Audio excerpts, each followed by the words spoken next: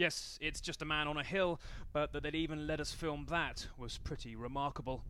Hezbollah, the most secretive of militants that the US government still lists as a terrorist organisation, taking journalists on a victory lap.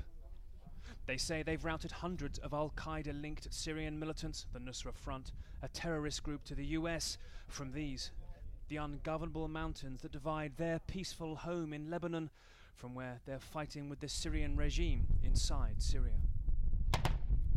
Shots, perhaps at distant enemies, or maybe for cameras who've been told strictly no faces, no voices, no phones.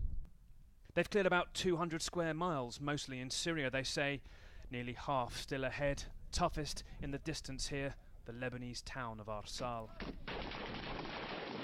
This was the fight recently, and it's a complex security operation that they insist is vital for Lebanon's safety. Critics say they risk starting a wider fire in Lebanon, though, to help the Syrian regime. Yet the tour takes an unexpected turn to cross the border into Syria.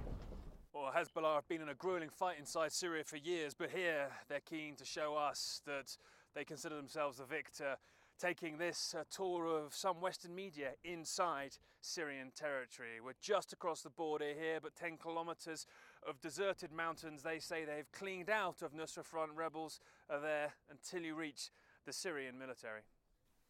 Yet more surprises. Here's the remnants of who they routed and the shoulder-launched missiles they say they had. Nusra Front fighters, we're told, linked to Al-Qaeda, but once scratching out a life in caves, lit by generators. We hear a rumbling around the corner and hear it might be Syrian army tanks. We move on.